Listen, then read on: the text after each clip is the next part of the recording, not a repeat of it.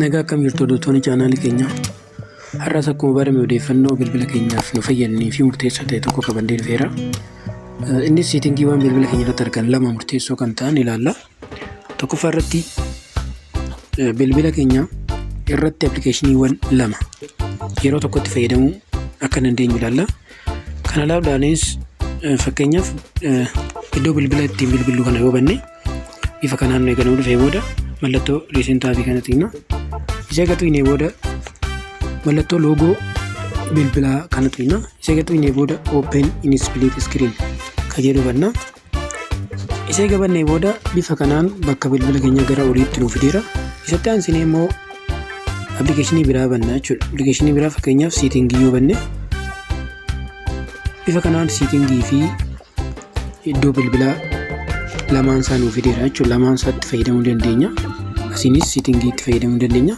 Kanaaf yeroo tokkotti bilbila keenya irratti appilikeeshinii lama bifa kanaan fayyadamuu dandeenya jechuudha. Lammaffaa irratti immoo appilikeeshinii tokko bannee gidduutti duubatti deebinee wanta biraa raawwannee deebi'uudhaaf yookiin wanta biraa fayyadamnee deebi'uudhaaf yoo duubatti deebine ganaa bifa haaraan banuu nu barbaachisa.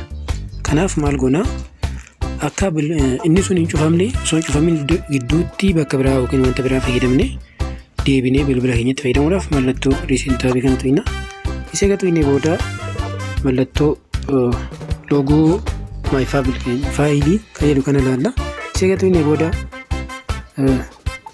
lock this app kan jedhu ta'a. Sana booda bifa kanaan nuuf qollafeera jechuudha. Egaa qollafamee booda baanee fayyadamnee deemnaa jechuudha. Sana booda mallattoo riisentaa fi kana xiqqinee booda dubarra mallattoo qulfii kana yoo xiqqine deebi'ee isarratti arganna jechuudha. Bifa kana gochuudhaan osoo duubatti deebinee bifa haaraatti hin banin achumatti taa'ee akka nu eegu taasisuu ni dandeenya. Odeeffannoon irraa bareedaa akka ta'e abdiin qaba.